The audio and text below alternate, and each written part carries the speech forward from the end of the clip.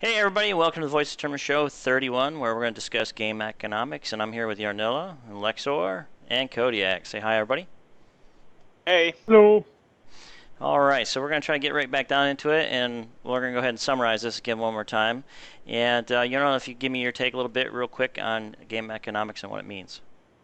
Well, game economics in an MMO like this is make it or break it. With the game economy not being done right in a game of this level, it can destroy the economy in game, the value of the items, etc., and destroy it for everyone. Has to be done right. Cool. Lexer? Yeah, I'm of the same camp there. If you don't do it right, everything's going to suffer, not just necessarily your auction houses or crafters, but everybody. And people will leave. But it's immensely hard to do. True. Okay, and Kodiak? Kodiak, you're muted, dude. That's the best point he's ever made. It's TeamSpeak. That was I got awesome. my push to talk activated in TeamSpeak. Anyway, it is. It affects every aspect of the game. Whether you're a crafter, whether you're, adventurer, gatherer, anything. Economics has to do with every aspect of the game.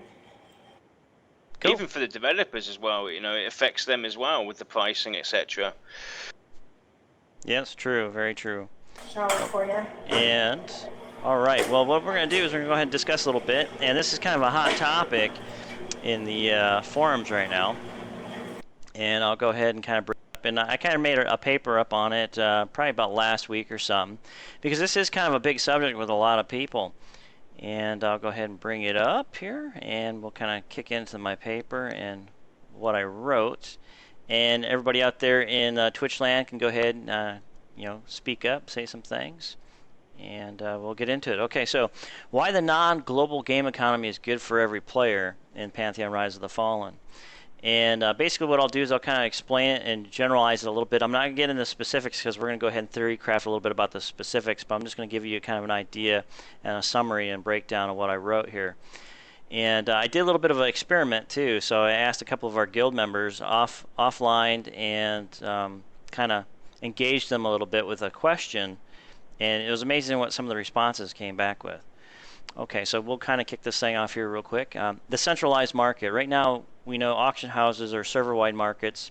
There's global searches, global traders, and vendors. They all share a common link, and we call it the centralized market for this purpose in this session. Every player on the server or shard can see what the going rate for items, resources, etc. worldwide. These items tend to be marked up really high or really low and tend not promote fair competition.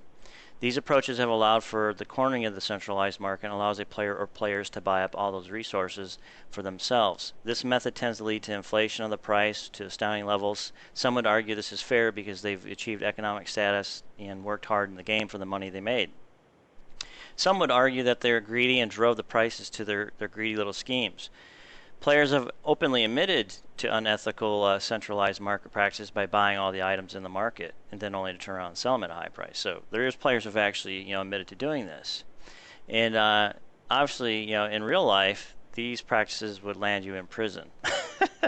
So it'd be kind of a bad thing. The other negative force in the centralized market equation is a global chat in game email systems and allowing for market-related communication items to be transferred across the server or shard too quickly. Okay, so how do we decentralize the market? And one of the ideas I had, and several other players in the forums too, this has been a big discussion, is how do we decentralize it and make it fair practices for everybody and kind of lower and keep the inflation a little bit down. So what we do is we break up the path and we force the creation of local markets within our game world, and we spread it across the server or shards in major cities, towns, villages in our game world. This approach allows for the local economy by players in the zone to be the driving factor in player-driven economics. The local goods and items and resources in the city, village, zone, etc. would differ from those of the zone or city, village across the server. So example would be like player A is selling pinewood planks for 10 silver in the city of Thronefast, while player B is selling pinewood planks in Sarnoa's Rest for 5 silver. So player A and player B are not aware of each other's prices because it's not on a global market. So player C is the buyer, and he's come along and he's run into player A's economy or player B's economy. He's not aware of the price difference currently. So he can travel around player C and look at these different prices and come to the conclusion that, hey, this, player B is actually cheaper than player A.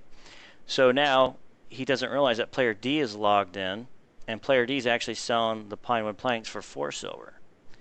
So right there you have a difference in fluctuation too, because now it's not global, so they can't see each other's prices. All right, so we decentralized it, so now what do we do? Okay, so we've established some local economy in our villages and our cities and removed the centralized communication. Our players will only be limited to maybe login time, perhaps developer-approved balance or vendors. Players could travel by horse-drawn oxen or caravan to escort, their caravans with goods and stuff like that to other cities, because that was one of the questions, that brought up. Well, how would you get these local goods to other markets? So you would actually drive them to other cities. So player guilds could set up an outpost in a zone where players could actually come there and shop or set up vendors and pay fees and etc. So, but it's kind of a general idea what I wrote. You can actually take a look at the post in its full, entirety in the forums. And what we're going to do is we're going to kind of go into some theory crafting a little bit about what I wrote and kind of, decentralizing the market and getting rid of auction houses or global selling machines. So we'll go ahead and kick it off. And Lex, would you like to go ahead and chime in? Well, the problem with the decentralized market is the fact that, you're going to have isolated pockets of their own economy, which sounds great in theory, but then you run into problems of mixing factions, what if there's a shortage of pine in the Scar city, but no Scar can get over to the area where you can mostly get the pine boards? That's going to create a huge disparity in even just crafting, and that's going to cascade through the economy. With a centralized market, you pretty much put everyone on an even footing right from the get-go. Yeah, it does allow me as a player with a lot of money to really mess that market up. But on the flip side, another player that has a lot of money can undo everything I've done. Okay. Kodiak, what do you say? I was doing something about faction or whatever. I would actually be more prone to having like little flea market areas spread out throughout the world, so that way the faction doesn't play a part, but it's still segregated, so there's no global market. Okay. And Yonella, your take. Yeah, I'd like to quickly touch on what Kodiak said as well, and go a bit more into depth with that.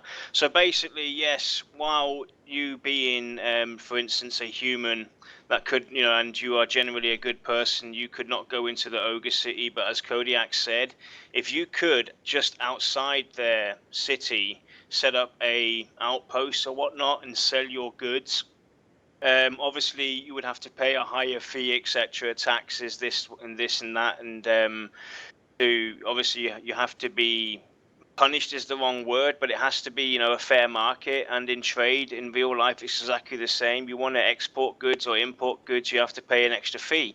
And that's one way of fixing or going around this faction problem. Okay.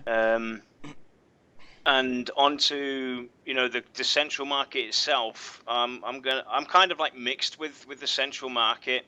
We've seen it all again in games that only certain cities or big cities, big game zones become the centralized point. I mean, you guys remember All East Freeport? That was the area to get together and sell your goods. While that was cool back in the day in '99, it's time definitely for something different. We've seen it in every game so far, be it World of Warcraft, Ironforge, good example where people would just meet up and sell their goods, or in EverQuest 2 it was either Kanos or Freeport, Terra it was Velica, etc., and everything around, every other zone around though, every other major city around those places, they were deserted, and this actually would help the immersion and help VR with their progeny dispute that they're having on how they're going to do this, because the general idea is to get us engaged as players, to move around and keep engaging in the lower level zones, seeking out to find new stuff, etc. And this is a good way to actually combine all of that together and have us move throughout the world and engage in other people and look around in the smaller cities, etc., finding your goods. I just want to, because we were talking about it off stream the other day, but let me put this, so like if you look at like where Throne Fest and Avenger's Pass, those are like plush Wild's Ends, forest areas, whatever. So you're going to have a lot of trees there. Over in the Ogre City or the Broken Maw or the Scargle or whatever, like that's like dirt and sand and, desert area. They're not going to have trees there. So if people want to get wood from one end of the global side to the other, they're going to have to travel. They shouldn't just be able to poof, there it is. And same thing if they want stone and rock from this other continent onto the Thronefast continent, then they'd have to travel it across the thing to sell it over there. Okay. All right. Well, I like to chime in here with some theory crafting stuff too, and there's some folks who really don't like the idea of disconnecting the central market. And yeah, I can see their point to it, somewhat a point where they're worried that, okay, I can't get this sword over here. What if I have to travel all the different cities? Because Coach brought this up too. Well, here's the thing that everybody needs to think about first. You got to open yourself up outside the box. You're all thinking about right now that the game is full of thousands of people, and it's just chiming. Okay, the whole point of kind of decentralized market when you first start the game is slowly people are going to be in their starting cities. So you got all these different races in their starting cities. They're going to be crafting materials and crafting items. They're going to be building for their local players currently in their cities. But as these players spread out and they start traveling across to the different zones and they start porting and they find these portal spires, now they're able to fast travel to some of these cities that you're worried about that, oh wait, but I can't go find my items. Well, actually you will be, because these things start getting connected. Your portals start getting connected. Your wizards are taking you places now because they have the spell. So the game's going to really slowly start out, but as you build, your economies locally build, but then they start spreading out. And you get to the point where now, okay, I'm in this village here and I'm selling stuff. Now, guess what? I can go to Thronefast because I found Thronefast City. Now I can sell at that marketplace. And here's the neat other thing, another idea is you could set up a vendor and you pay a fee. You set up a vendor. He's there in Thronefast City. Now you can go out and venture and play. You have a vendor that's currently online while you're logged in, and he's selling. But he's selling to that market only. But other players will be traveling through the world, and they'll be able to look at your wares. It slowly comes together. Everybody forgets to think outside the box that, hey, eventually all these connections and ship travel and all that stuff's going to start connecting people, and you're actually going to find these items. Not all these items are going to be limited to one city, and that's where sometimes that's the problem. The global market is because it's limited to one place, and so guess what? I can inflate 30 different swords of the same type at weird prices and crazy stuff. But if you can bring it down to a local level where other players don't know what's going on in some of the other cities but have to go look, that builds a social interaction too. So now you can ask people, hey, or a guild member's over in that city, you can ask him, hey man, can you take a look in the market over there and see? And people are like, well, what are you doing? Going individually to each NPC to check? No, what you can do is in the local marketplace, in that local economic sector, you can put like a billboard, and it's almost like a central auction house for that city. So now you're centralized there. So now you can look through. Okay, yep, I don't see what I want. So now you can travel to the next city that you can actually capably travel to. And some people say, well, no, that's not fair. Well, it is fair in a sense because now it forces you to actually travel and adventure in the game too, because this is an adventure game. This ain't, quick and instant gratification game. And that's where a lot of people start mixing the games, which brings me to my next point, is that I did a test with guild members, and I asked them specifically, I said, hey, if I give you so many amount of oak planks using gold, silver, and copper, and just base it off a general idea, just tell me what you'd like to charge me, what you feel is right in your heart and in your mindset. The answers I got back and the questions I got back were astounding.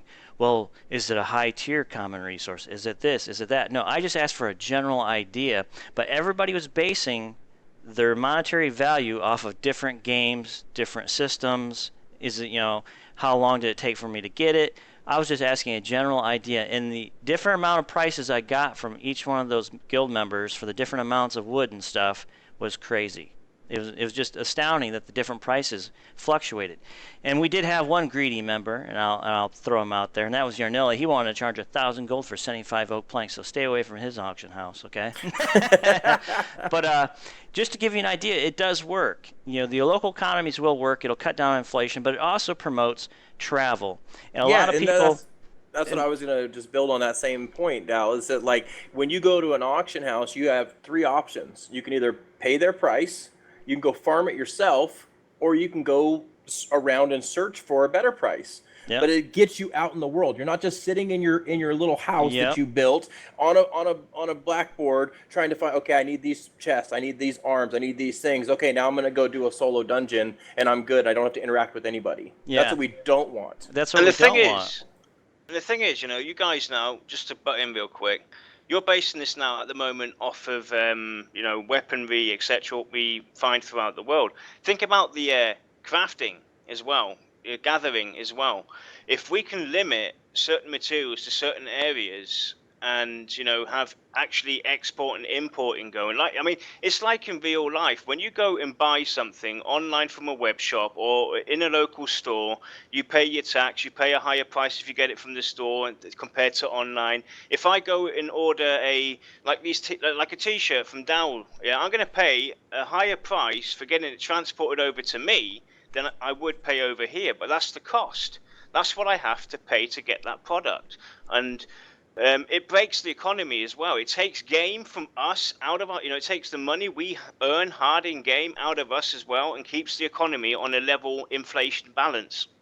Yeah. There's no high inflation going on. Exactly. So, looking at this whole aspect, if you just think outside the box, you could have it to where if you're, say, you can't enter a city because you're KOS because you don't have good facts for that city, you can actually pay to set up a vendor in a black market stall, but it costs you a little bit more coin to put that vendor there to sell your wares. So now you have to, as a player, also calculate and make sure you're making money so you can keep up with your costs and overheads. So it gives you something to think about and how to play. I just thought of something too. Like, even if let's say there was a marketplace in the Ogre City, right? What if they did have like a human smuggler or a halfling smuggler there, right? That you could buy through. You're going to pay a little extra because now they've got to travel all the way to another continent. You're going to pay a higher fee to get them to come and bring you back what you needed from those other markets. Something of that nature. Do we want to go and touch on that as well about the idea of traveling from continent to continent? We had some off discussions about this could work. Like Dan already brought it up with the caravan system, for instance. We were talking about this idea of what would make sense for, what would make it worthwhile and what is fair and etc. And the idea is, for instance, you could have, instant purchases, but you would have to pay a very high fee to get your caravan to come to you within a certain period of time. Or you could actually, what about adding, quests or adventure towards the caravan? So you can actually go and you buy your caravan, you load up your goods, and you take 6 people in your group and you go off. And it takes you 5 hours to travel from continent A to continent B, but you've got the goods there and you got it at a cheaper price, etc. There's, we had a major discussion on this, what this would do, what this would bring the game. It brings you something else to do than your typical, crafting or dungeon grinding or resource grinding, etc. This actually gives you, entertainment value as well, and actually helps guilds as well. Let's picture now that you have to go in. We can build guild houses or guild halls in the cities outside the cities, and gathering these materials, it makes for a really good interaction within the guild. It makes a socialization, people getting together. What did Alexa call it? I think he called it Caravan Thursdays, meeting up on Thursdays and then loading up the caravan and trying to get the goods over to where you need to be to build your stuff up. It's other ways to get us engaged in the game and give us something else to do. Start building communities. Because crafters have been left out, and I can see this decentralized market and etc. being really good for crafters as well. It gives us, people that we just want to spend time crafting. It gives them a lot to do as well.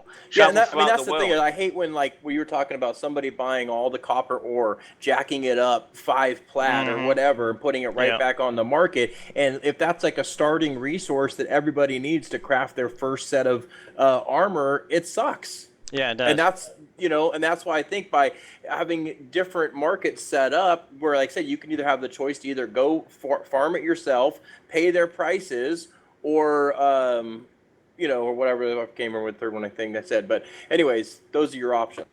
Yeah, well, the other thing which is really cool too is that with the caravan or even ship, okay, let's think about ship-wise too, folks. You could go to that smuggler or you could go to the harbor master and you actually take your goods and you load it on a boat. Now, we talked about this offline a little bit. So you put your stuff on a boat, okay, it has a cargo hold. You put it on a boat. It's almost like in-game email, but not quite. Now, we'll explain why. So you throw your stuff on this boat and you load it up. You pay a fee to load it on the boat, okay? Now the boat starts sailing. All right, and as your boat's sailing along, if you pay attention to my screen, you got your boat. All right, it's going backwards, but we got a boat here, and he's making his way to Scargal. But all of a sudden, out of the blue, right, we have a sea monster just appeared, and now he's attacking your boat. See? So there's the sea monster. You got your boat. Okay. So now the sea monster's attacked the boat. Your goods now are going to be damaged, or your goods are going to be under threat, right? So now you have to pay a little bit of a fee once it gets to Scargo. So say the dude attacked it, right? Your sea monster, he got your boat. It sucks, okay? But the ship makes it in ashore. Whew, barely makes it, right? And now you've taken a hit. You have to pay a little bit of a fee to unload your stuff because some of your stuff was damaged too. So now you get a little bit of fee penalty, but your goods just made it to that other city to go on the market there. So now your goods are on that market over there. You've paid a little bit of a fee to put them on the boat. Now you paid because you got attacked. It was a random attack. It's not always going to be attacked. You might get it successful across. But this takes probably, say, 2 or 3, maybe a week in-game to get your items basically emailed from that city to that city for you at a vendor.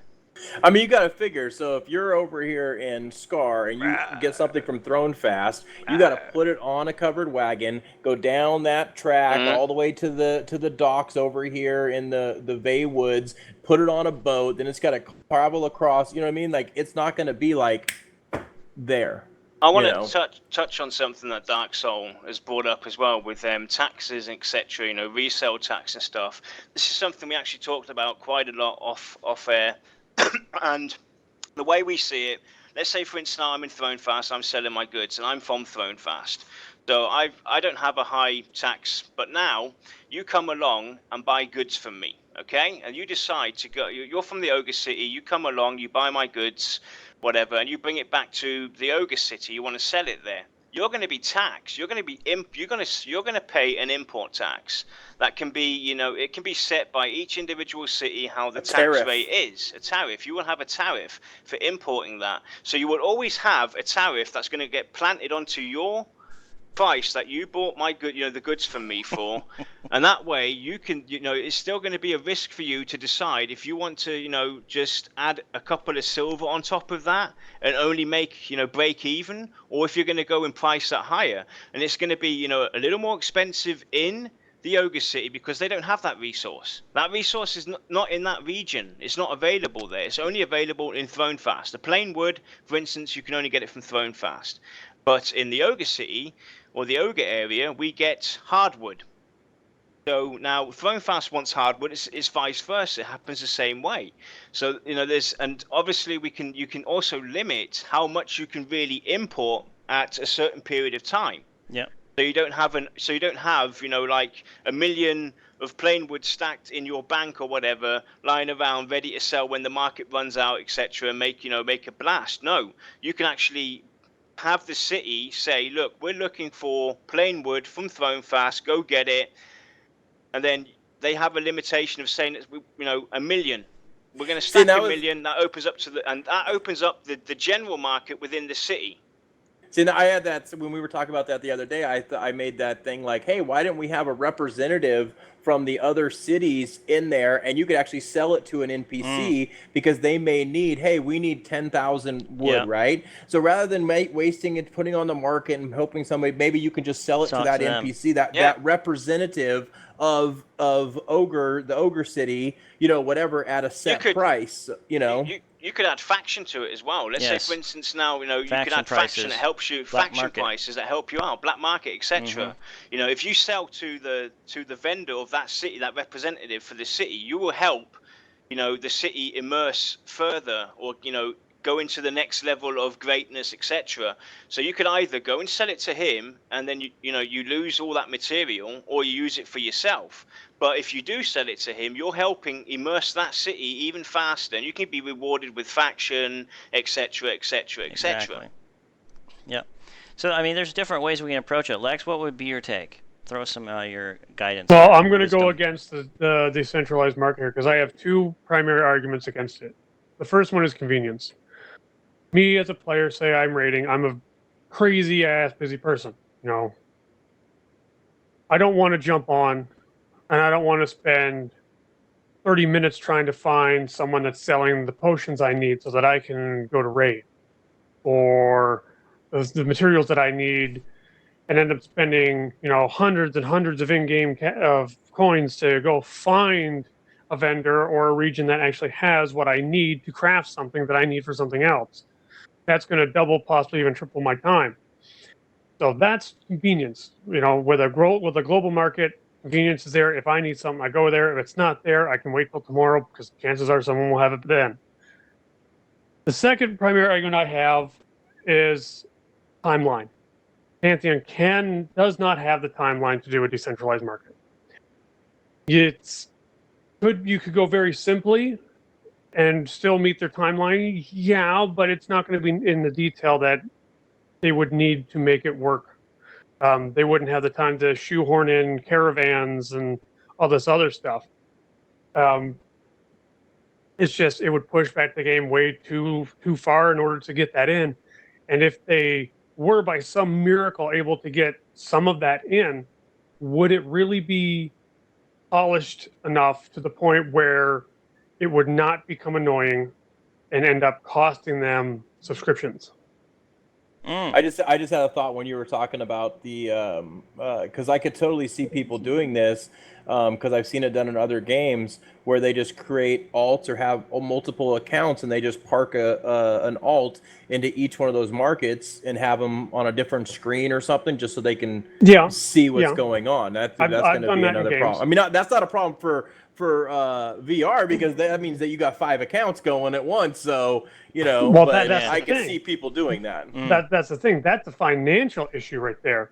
If I want to be an effective crafter, do I really have to either spend money to get additional character slots? Because we don't have any idea how they're going to do things like that yet. So do I end up using all of my alt slots just so that I have availability without spending a lot of time in order to craft on the main character that I want, which means then I end up having to juggle alts because one's going to get deleted so that I can make this character to play and the progeny system and all that.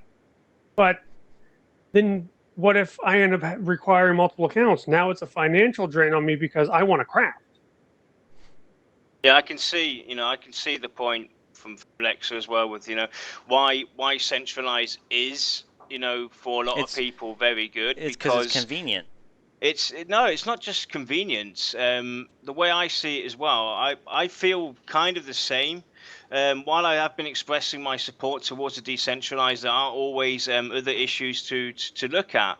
Let's say, for instance, now I'm up in the game, I want to craft, and all of a sudden I run out of materials, and I know that this material that I want is somewhere in the region around where the ogres are. I don't have the time or I can't be bothered really to go out of my way of my moment of crafting, travel 5 hours across the zones and to find a material that what I need or anything, or go and gather it from there and then fight my way all the way back. It's It is, of course. There's instant gratification, but it's luxury. And if we look at the normal world nowadays, and we're so connected, and it's a matter of seconds to communicate with someone nowadays, trade with someone. We've got so accustomed to it. There has to be a fine balance, though. What I don't like about this centralized market is the fact that I can buy everything for anything.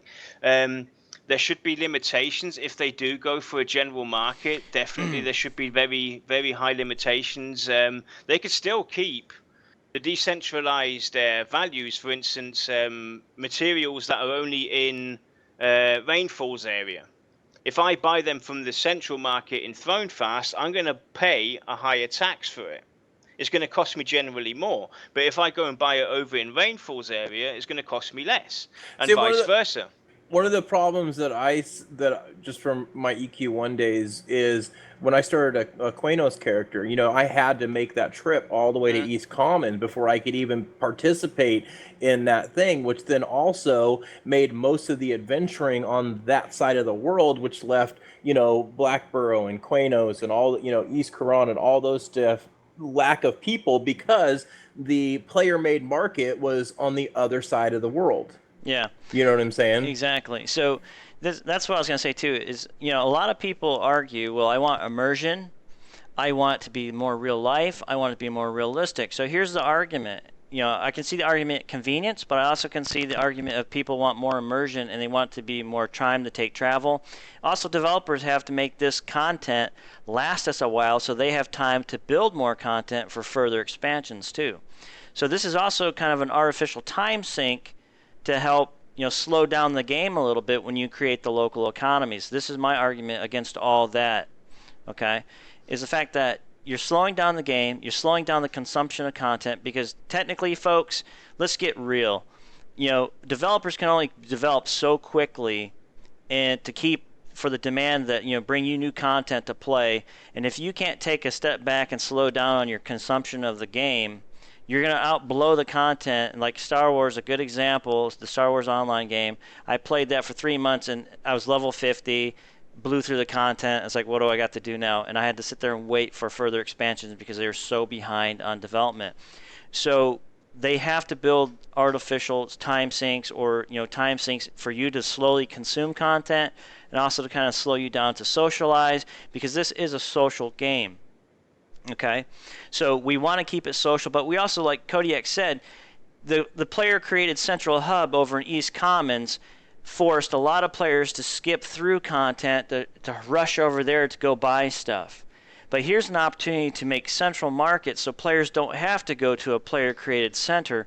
They can actually go to their local markets, buy certain things that they want to find, and then players who are building in these other cities can start shipping their stuff, like we said, kind of like ship it through like an in-game email system, but only it takes like 2, 3, 4 days to get it to that market center. So you actually have access from a harbor master or a city master or a merchant in that city where you can actually transport your goods, but it takes several days. That way you can't sit there and predict the prices. You have no idea what the prices of those things are going for over there. You set your price before you ship it. Now it's shipped, it's gone, it goes over there, it lands on a vendor over there. Bam. Your vendor's over there, it's selling your goods. Okay? Maybe later on you could create it to where you can set up your vendor prices in that city. Who knows? But that's one way to kind of disperse your goods, but at the same time it doesn't force you because you haven't been to that city yet. You've never traveled there. You don't have to skip through all the content you're going to miss over here because you got to get over here to sell.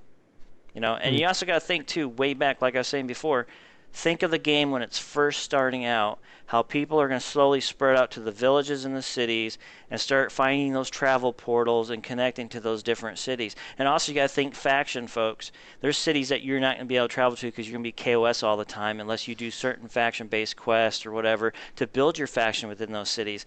Because every game I know so far to date, there's always the opportunity where you can work for one side or work for the other, but you're going to take faction hits in different places. So you got to think of faction too. So if you want to get realistic, if you're an outcast in a city, you think they're going to let you come in there and sell? Hell no. They're going to kick your butt out or kill you on sight. So you're going to have to set up at a black market system. Well, that's why, like, if you look at like old, you have like your main city, and then right outside your main city is usually a marketplace, right? Mm-hmm. So there's not like so anybody can come to those marketplaces, but you can't go in the main city. But you can still come there and sell your wares and goods and stuff like that. I'd like to see something like that. I remember Well- the first time I logged into EverQuest 2. I must have been playing for about a month and a half, and right in Kanos City, near the docks in Kanos Harbour, was the vendor behind this big building, and I fell into the water and went diving, and tried to find my way back, and I found this hole inside a cave, and I went through there.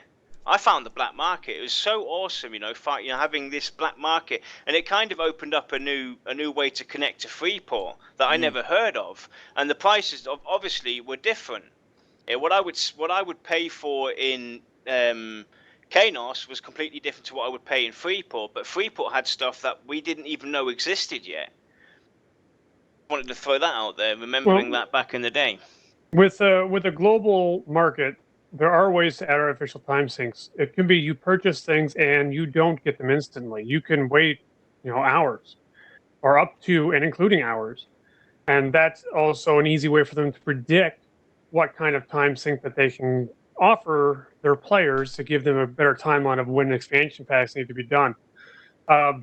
One thing that I really liked in some games were how you could add like a buy order where you say, I need 1,000 planks of oak. So I put that up there on whatever kind of market is and say, I will buy up to 1,000 planks of oak at this price. Now, that's going to take forever if it's a local economy, only local. I mean, it's seriously going to take forever, even with hundreds of players, because only a percentage of them are going to be crafters, and only a percentage of them are going to be real into gathering and want to not keep it for themselves. So the global market opens up that. But, I mean, there are more time sinks in terms of traveling, but we're almost positive there's going to be some form of fast travel, although very limited.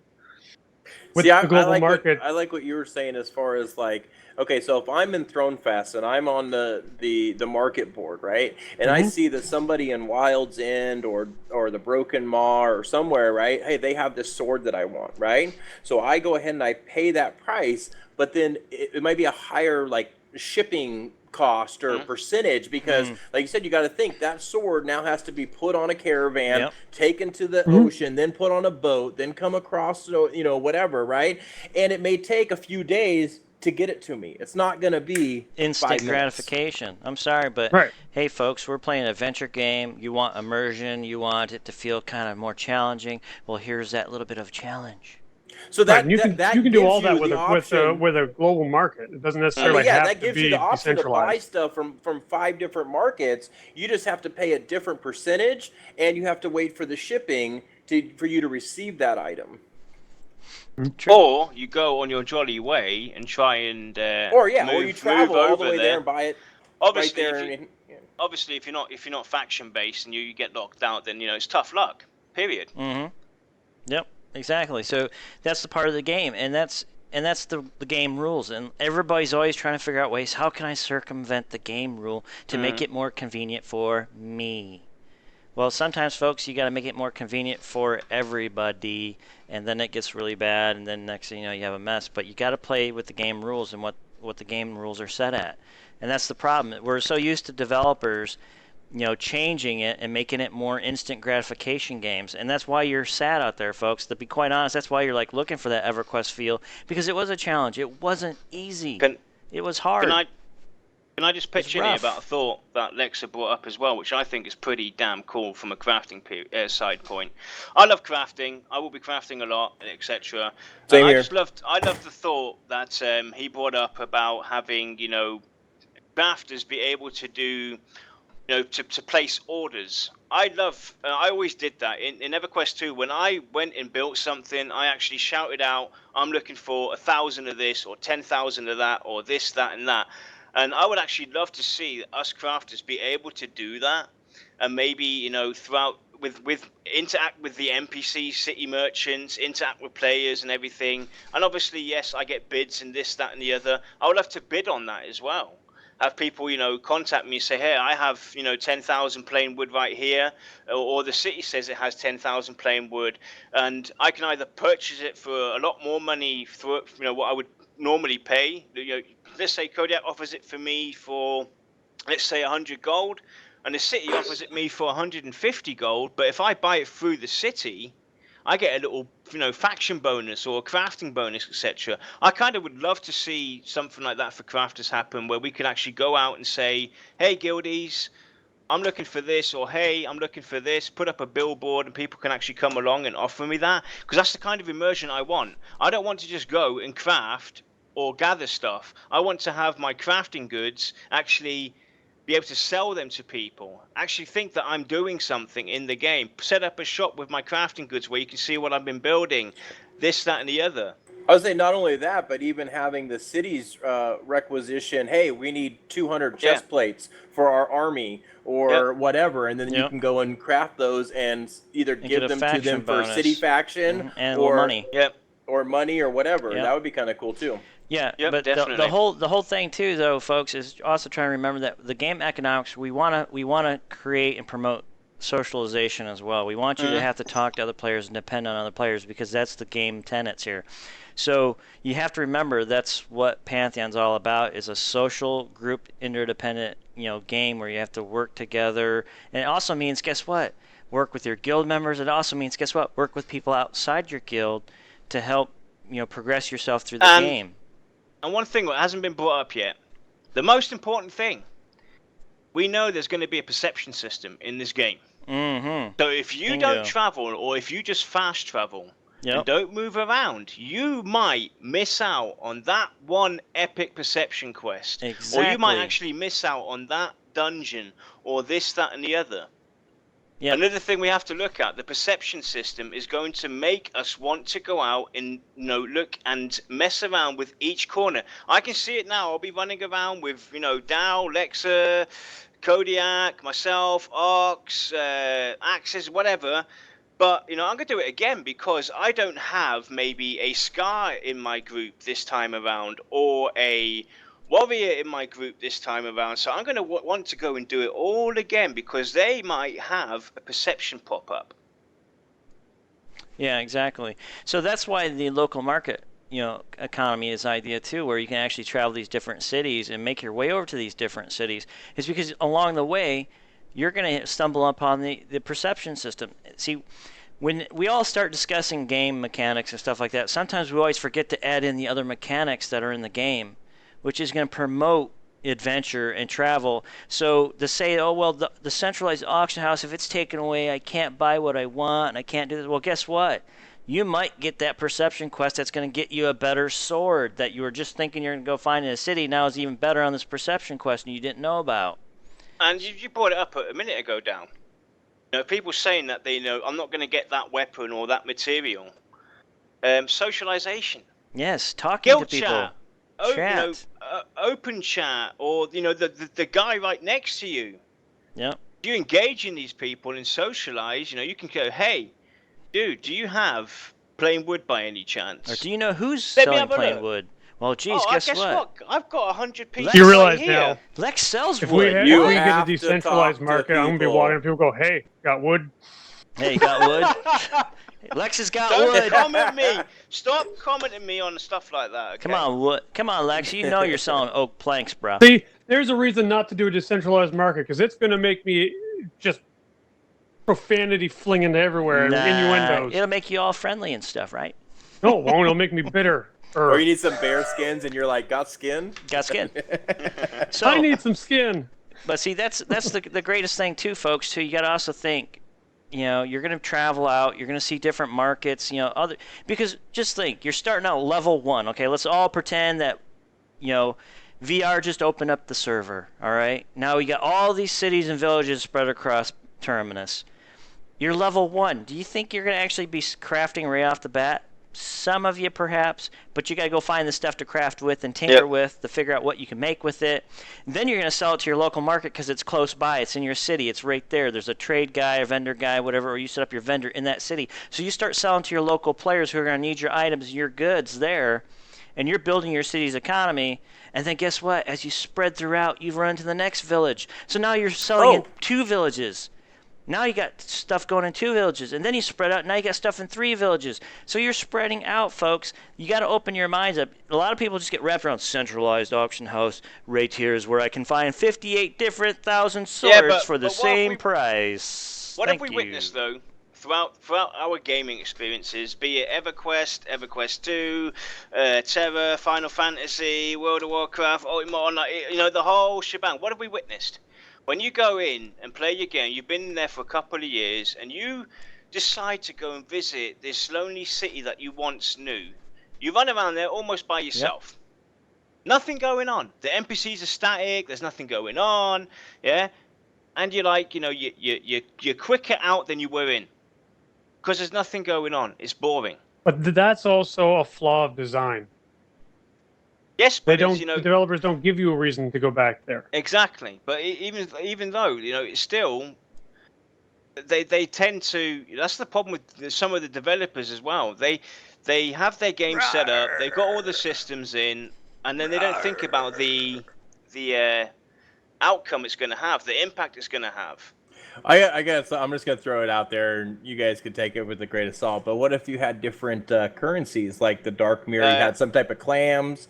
The Archai used gems. The Scars used different types of bone, and humans used actual money. I actually had that in my head, Kodiak. To be honest with you, when we were off air, I was actually thinking about something like that. I would kind of find it cool, to be honest, having different you could currencies. do market trading and all kinds of stuff. But I wouldn't go as far as saying, you know, I'll trade with bone and fish and whatever. There's always let's let Lex talk up here. Yeah, there's always a point in games where you go across this line of where realism in a game no longer makes it fun. Yeah. Multiple types of currencies that are only available to you at certain race or certain regions. That's not fun to me because... And I mean, that's not to put down. I mean, yeah, it's a wonderful idea in terms of adding realism to a game. But what if I go into a dungeon and I kill some crazy elemental boss? Well, what do I get as a reward? I obviously get a chance at some kind of drop. Are they going to just give me clam shells now or fancy little gems? And I'm like, the hell am I going to do with this? Yes, right. You know, and the only way they could make that fly is if there was somewhere they could go to get it exchanged at a specific rate. But then that's extra work for no reason when you could just gave me an get idea. a global type of currency. You guys just gave me an idea. Okay, so you remember how we were talking about race crafting, how each race has a specific, you know, cool thing where all the races have to come together to build an awesome weapon, you know, the gem of awesomeness or the breastplate of awesomeness. So now here we have a race currency. But not equivalent to raid gear. Okay, yes. So now we have a race currency or, you know, our city currencies. Now that currency is special to buy certain specialized items from the different races. But we've had that in every game. Regardless, Lex, I'm going to have to come and break in there. In every single game, we've had multiple currencies. In EverQuest 2, we had multiple currencies. And a lot of those were sales gimmicks too. Chronos and stuff from like Sony Online, you know, entertainment. The Chronos was able to buy certain cosmetic gear. Well, I mean, here's the thing. Okay, Skyforge is another MMO. It's basically just a currency grinding game. That's all it is. Yeah. It's probably 4,000 different types of currency. And all you do when you go in to run an instance and go, what currency do I need now, which determines where I go. But in the end, all you're doing is grinding the same crap. It's but I like what Dow said is that you have a global currency, which is coin, right? But then you have like a racial currency. If you wanted to buy something from a specific racial vendor or a specific race, something whatever, you would have to go and farm that racial currency. Mm-hmm. Or you could actually go and make it even easier on people. No, don't make it easy. Stop right there. Bad word. Let me finish. I don't care. I'm going to finish. Bad word. Easy. The currency is already in there. It's actually run through the NPCs. So I go into ThroneFast and take my money that I've earned throughout the game, and I go to the bank and I trade my money for their ThroneFast currency, and I have to pay 2 to 1, for instance, or 3 to 1. to get that currency. Easy way of doing it. It's like when you go to the bank and you change dollars for pounds or dollars for euros. You know, you pay a certain fee depending on what the buying rate is. I got you. You know what? And the Scargal will actually play the market like the Chinese do in real life. How's that? And devalue their currency. See? No, but you got know, that shit solved. It's easy to put in game. All right, hey folks, ladies and gentlemen, real quick. This is our 1 Disclosure. hour. This is our 1 hour for a disclosure time. This conversation will probably travel for a whole nother hour, so if you want to stick around, please do. If you don't, you might want to see your way out of this conversation, but it's probably so in depth you probably want to stay. So our disclaimer, everything we're chatting about right now is speculation. It's speculative. It's not going in the game. We're just throwing out ideas. However, the developers do watch our show, so please come on board, chat with us, throw your ideas out there. The devs watch. They watch the show every once in a while. Montesir does pop in our show and watches, which is really cool. So remember that the devs do watch. If you want to come on board, please do. We'd like to hear your opinion too. We'd like to get it from just us four always talking. We do get some of your guys' opinions out there in chat. However, if you want to come on, voice your opinion, please do. It's open, and we're a community here. You can actually discuss your ideas and stuff like that too. So with that said, with the disclaimer, I'm going to wrap up the disclaimer, but yet we've probably got about another hour of this show, so please stay on board. Can I just ask all of us, Janila, Delinzia, Lexa, and Kodiak, Firesmith would like 1 minute silence so we don't flicker?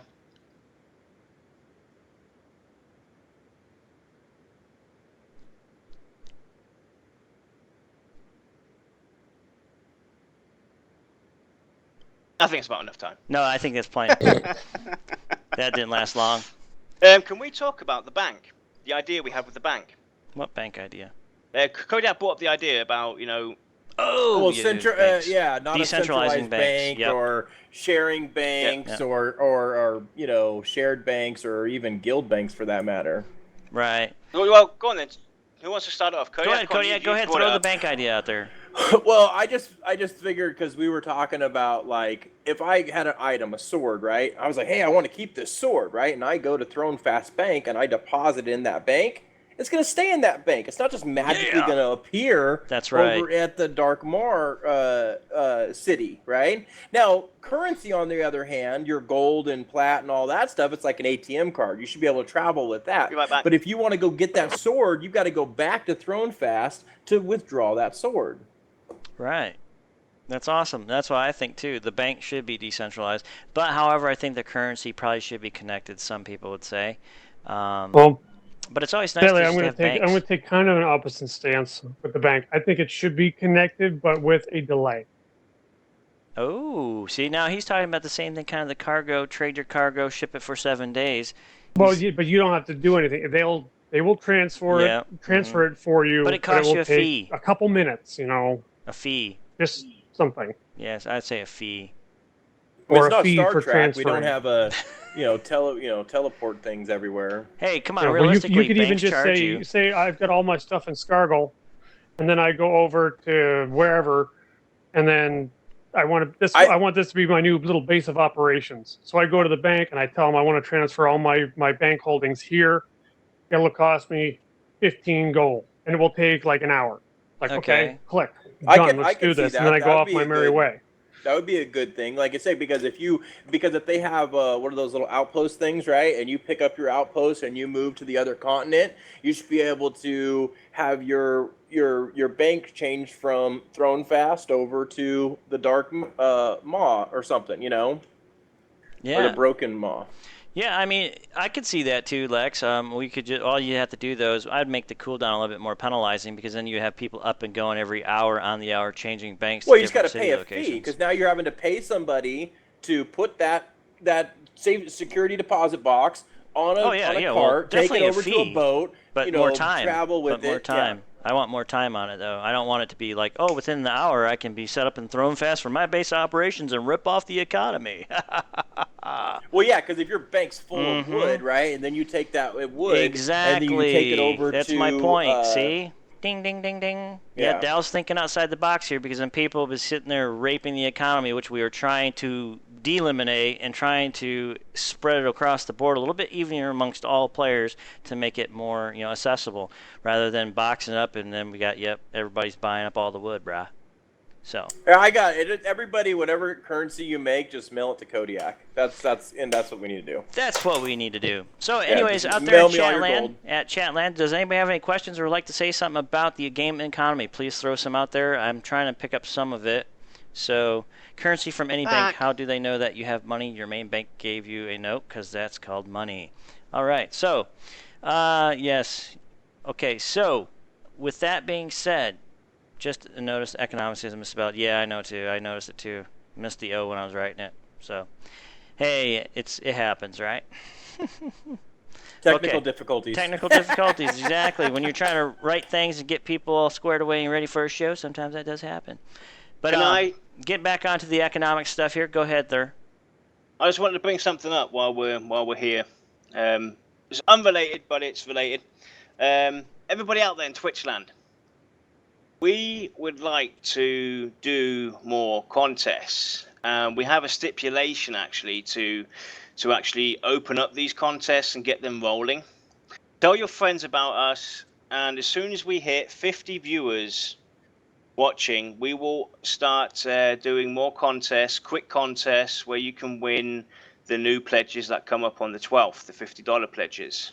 So yes, for us to do that, please tell everybody, and as soon as we get 50 viewers in, we will start doing some more giveaways.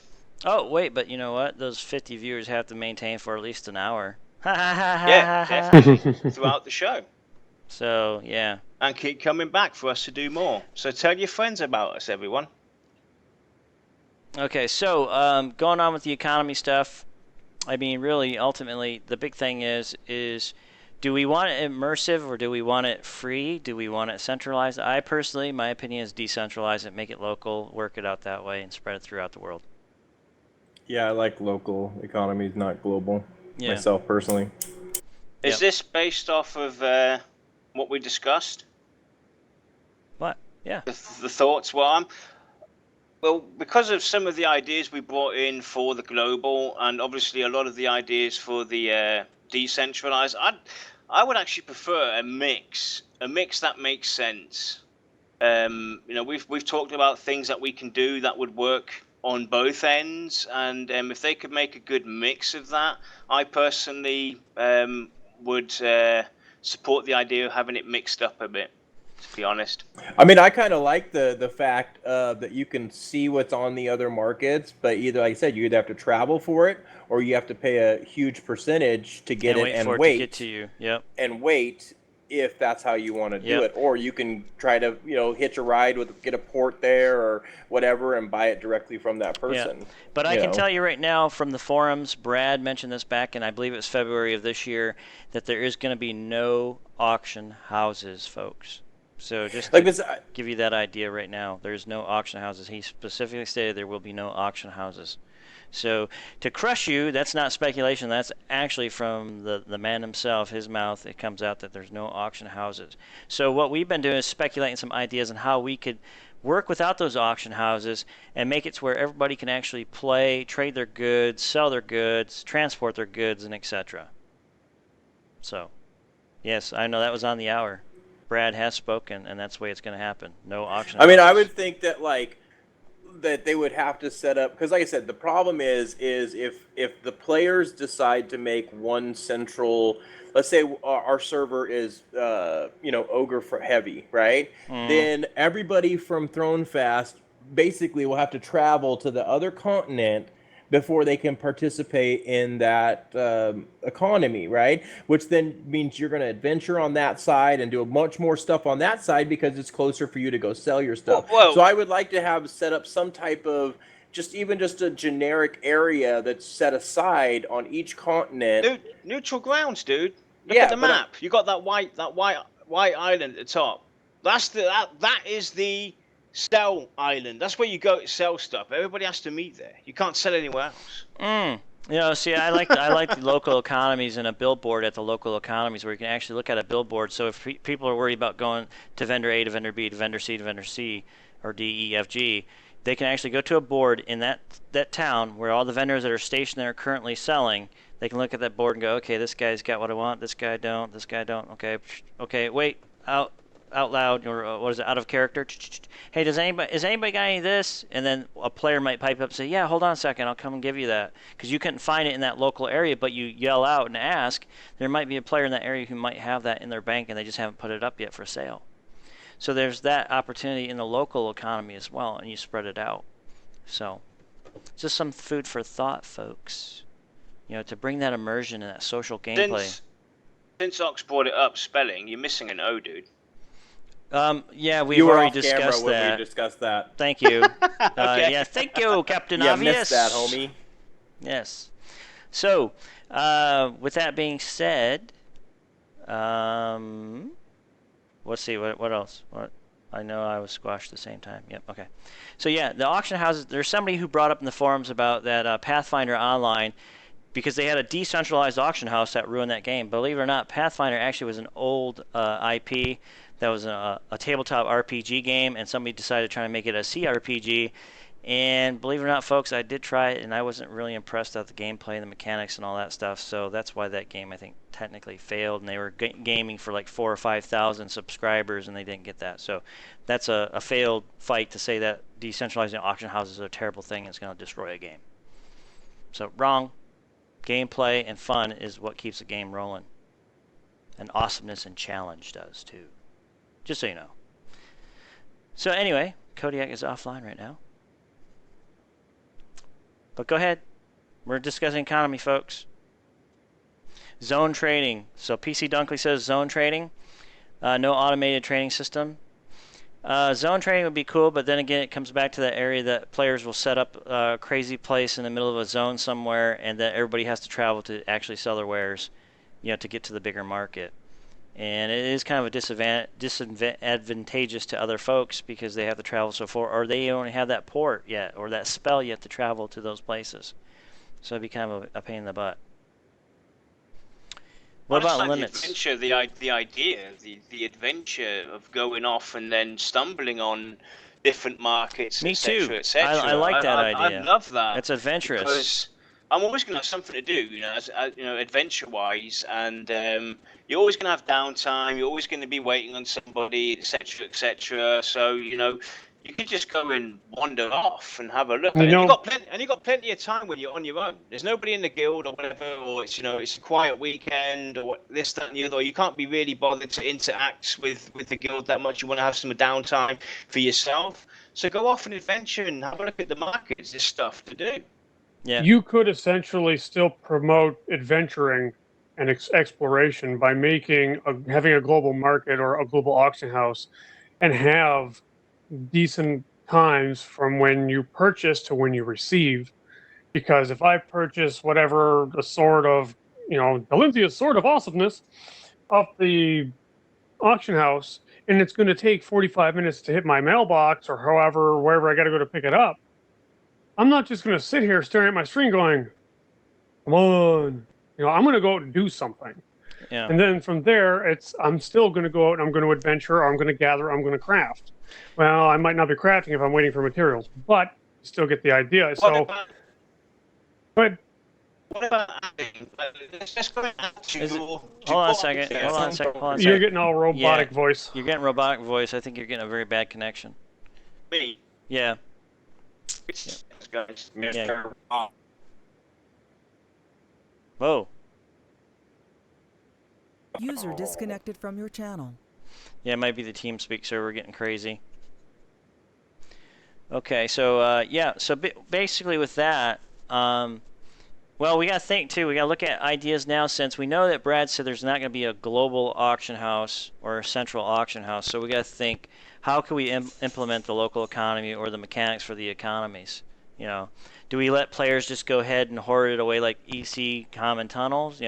Or do we create the economies in the local communities? The local areas, the zones that they're actually in. Whoa! Hold on a second. You're all robotic too. You're all robotic too. You guys got some bad connection in TS User server. joined your channel. Try popping on back in. How about now? Oh well. User disconnected from your channel. There's something going on with the server Yeah. because Me and you are doing good. Kodiak and Yarnella both have massive packet loss. Yep. So go ahead and log out of the TeamSpeak server and pop yourselves back in. Or let's go ahead and reset the server if we could real quick. User joined your channel. Sorry, folks. TeamSpeak, that's their fault, not ours. So let's do a reset on the server real quick, see if that fixes it. Yeah, I think TeamSpeak is, right? They don't like it. How about now? No, you're still fuzzing. Let's reset the server real quick, guys. Resetting. Did you reset? I'm going to. Okay, go ahead and reset. Okay, stand by, folks. We're just going to go ahead and reset. Sorry about that. This one's out of our hands.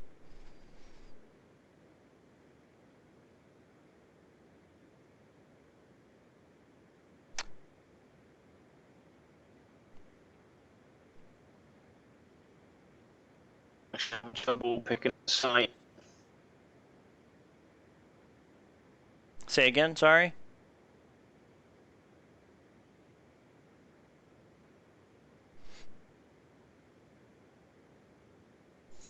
Yes, cue the naval battles. Yes, okay. So while we're doing that, I'm going to go ahead and do some naval battles here, folks. So as you see, as we're shipping from Farthale, I think it is, Fairthale, we're going to Scargol, and as we make it to Scargol, and hopefully I'm coming through not terribly robotic. Need some sea shanties or something going on. Now we got sea monster attacks from all sides. Rawr, rawr.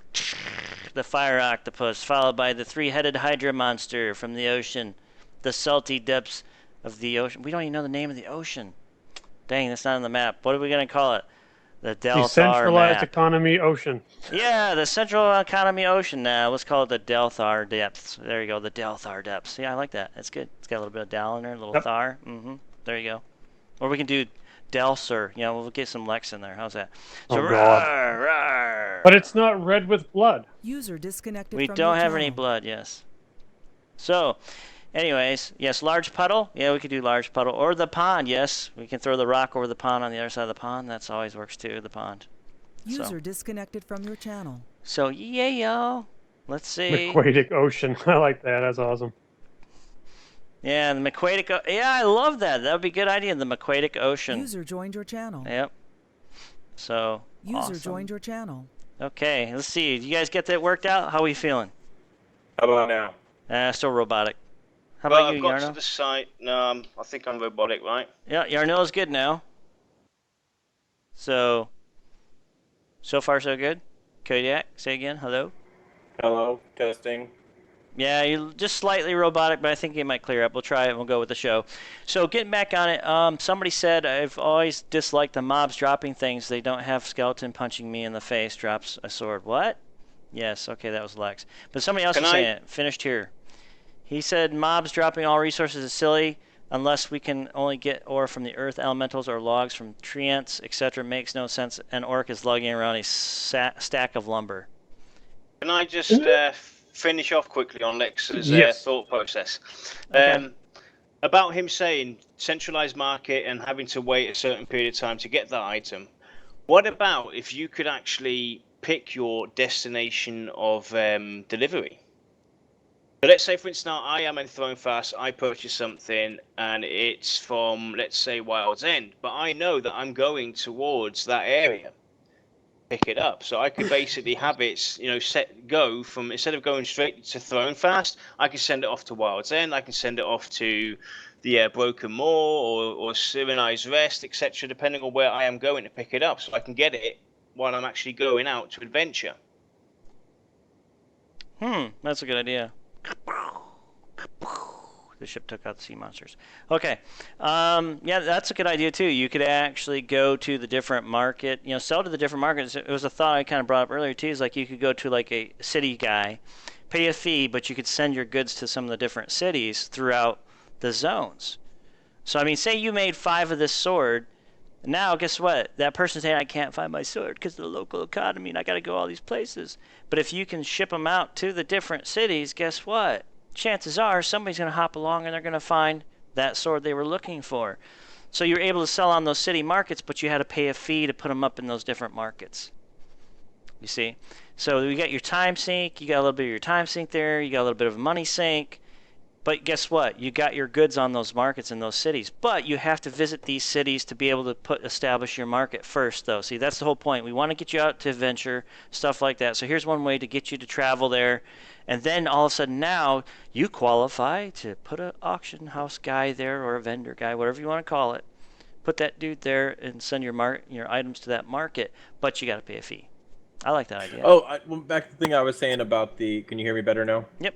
Everything's going good now. Okay, so the East Common Tunnel, the reason that was so like popular was because you could AFK there and not worry. There were zero mobs, there was zero anything. Anywhere else in the world, to have that large of amount of people in one place was pretty much asking for trouble, because you'd get people training and and stuff like that. So they need to make designated safe areas if they want different markets on around all over the place. You know what I'm saying? Yeah, that'd be an awesome idea. And you got your black market areas too, so where like your KOS to a certain city, like we were talking about before, now you can send it to the black market, vendor guy or whatever, or establish a vendor NPC over there, and you have to pay a fine, or not a fine, but a fee to set these guys up to sell for you. But see, that's the thing too, to kind of diminish the downtime from your adventure, you could put, like I say, an NPC up who's selling your stuff for you, and then when you log out, he logs out. See? So when you're logged in, you can log your NPC in, or it'll automatically log in where he last left off. That way, you can adventure. It's not taken from your adventure, so you're not sitting there dilly-dallying with the side of that, but you're actually going out and meeting people, playing the game, adventuring with your friends. So your vendor guy is selling your crafting items. Coach brings something up. That brings up something. If you have to have visited that city to send goods for sale, could you only sell from your main character? I like to be anonymous in crafting so I don't get tells while adventuring. And that's why I'm saying like an NPC vendor. You can set up a vendor that has nothing to do with your name, but it is related to your account, obviously. But it's like a proxy. A proxy of you, or a proxy about not actually your name. So yeah, it's just an NPC vendor that sells your products. Yep. So that way they don't have to know you if you want to remain anonymous, but if you want to be cool and successful, whatever. And you could rename him like Fluffy Unicorn or something and be known as Fluffy Unicorn if you wanted to. Nah, let's keep it like vendor, vendor trade guy. Thrown fast vendor. Something like that, where the city you're located at, and you can spread them throughout the town you could even make the town look lively and the marketplace look lively, because you have these NPCs popping in, popping out of the different stalls. So I kind of like the idea of actually being able to set up a stall, boom, dude's there, whatever. So it'd be an interesting concept, but I think it would work that way too. But you have to have visited those cities as well. So you can't just set up a vendor anytime you want. You actually have to travel there, which promotes adventure. But see, once again, I wouldn't say visit those cities. I would say visit those marketplaces, which are outside of the cities. Because now you're doing way too much into the faction thing. That's what we were getting at as well with the caravan, though, as well. For you to actually use the caravan, you have to actually, have visited the routes to unlock that caravan route. Dark Soul, I love that.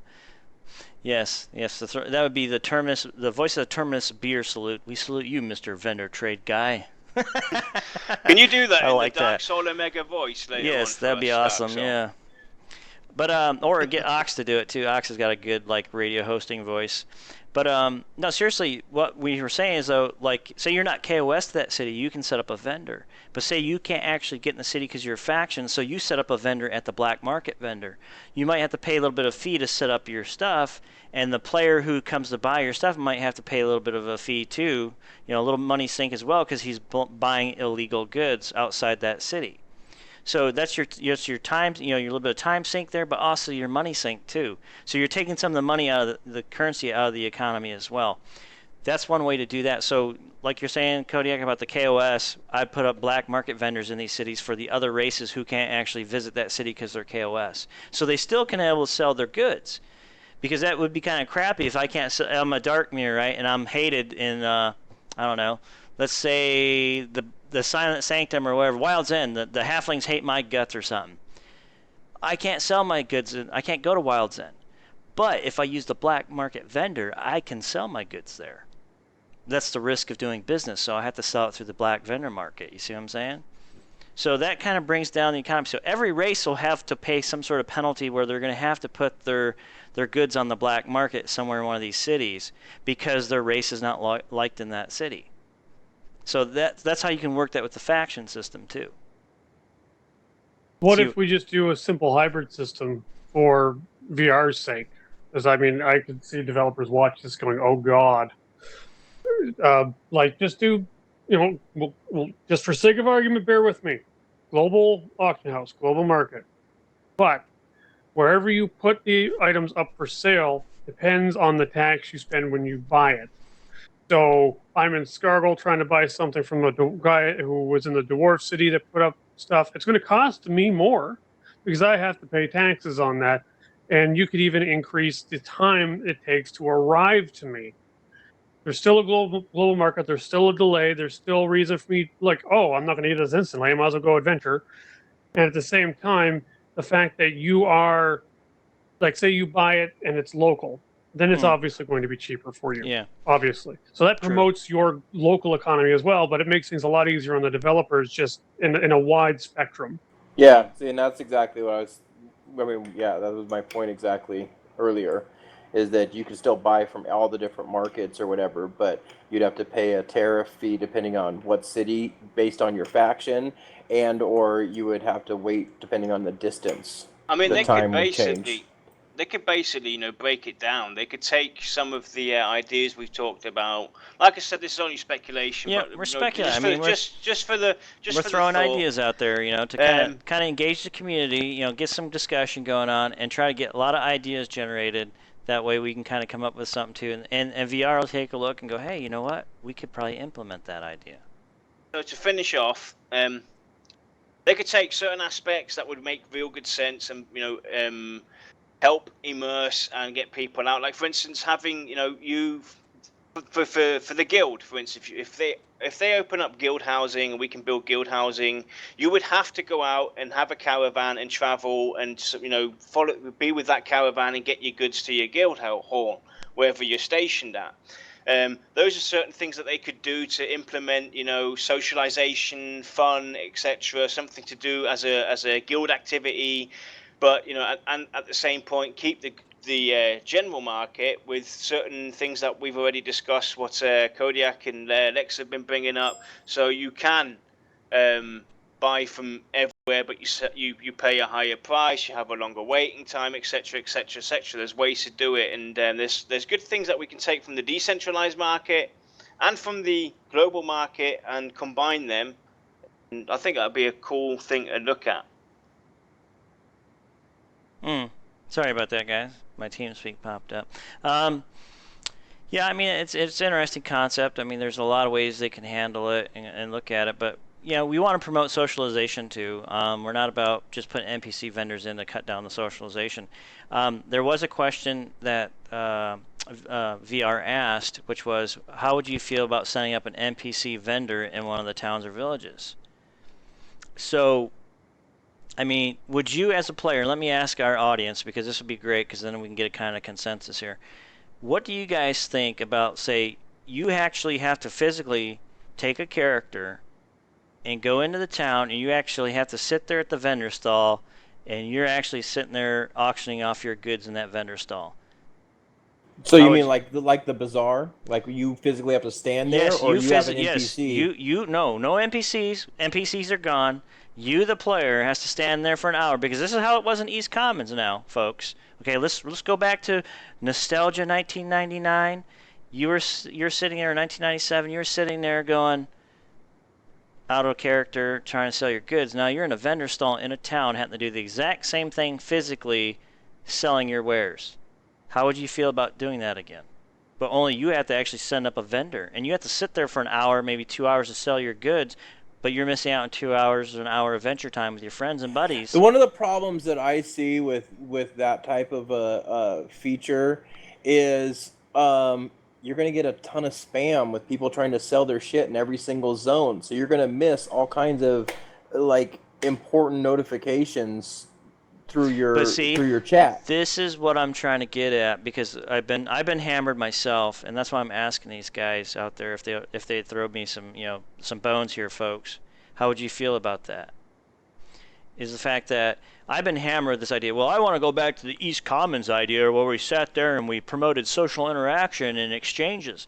Well, that's See, I great. think that time is past. Like that was 15 years ago, 20 years ago. You know what I'm saying? Like there's so many technological advances now with gaming that they can come up with a solution to interact. That's why I like the segregated different markets that we still have to interact, but they're not global. Rather than picking one spot on the entire globe and having everybody go there and just spam, shout everything, want to sell this, you know, because you don't have vendor bags and you don't have this. I mean, it's just a huge spam fest of trying to get what you want. Exactly. So that's what I'm trying to say, because there was the argument about, well, I want East Commons where it promotes player interaction. Well, if you're in the same zone with a lot of players shouting out, it gets spammed out. I mean, I remember I used to have to race and scroll up to try to find what the item was, and that was a bit of a pain in the ass to do, you know, sit there and have to scroll through all that crap to find the guy who was selling that specific item. So by allowing you to actually look at it like a search board and have a vendor, it is kind of helpful for, you know, trying to decipher through all this stuff. So that's the argument too I have for some of those EC Common folks who want to go back to the EC Common Tunnel's way of trading amongst other players, is that you get that spam list, and some of us do miss that stuff, and it's hard to decipher a lot of that type of player economy. But if you had a billboard where you could throw that stuff up and players could actually go in and purchase or send an email request for an item and exchange it, that'd be an interesting way to do it too. But keep it local, not, you know, obviously an auction house, so it's got to be like a local economy type thing. So, but yeah, I mean, let's throw some of these ideas out there. I've got 10 minutes. I was just informed by the boss. Ooh, 10 minutes, bro. All right, Kodiak's got 10 minutes, and then he's gonna shoot out. I'm getting an awful lot of pressure to take care of something, so I've only got a few minutes tops. All right, well, if you guys want, you guys can cut out of this discussion. We'll go ahead and kind of wrap it up with you guys, give your general all feeling, and then if Yarnell wants to hang in for another little bit, or you want to punch out as well, it don't matter. I'll be back. I just got to walk to the school and pick up my daughter and be back. It'll take me like 10 minutes. But... All right. Okay, Kodiak, no worries. I'll carry on. So, Lex, if you need to punch out... Can we entertain them? Can we entertain the people? Oh, we're good. Puppets, dance! Lex has to do a dance before he leaves. Okay, so... I dance like a white guy with no rhythm. Exactly. So getting on with it, so what does everybody think about that? This is the East Commons kind of idea, but only you actually log in. You have to manually, physically operate your vendor stall. I'm with Kodiak on this one. That's 15 years ago. While it might have been cool at that time, it's I don't want to sit in-game and stand there and have to sell my goods. Or even have a vendor standing there in a central place to sell my goods. It's just, it's unrealistic. It's insane, and it takes away the fantasy aspect and the general idea of what we're actually trying to do here. Okay. I'm a you know.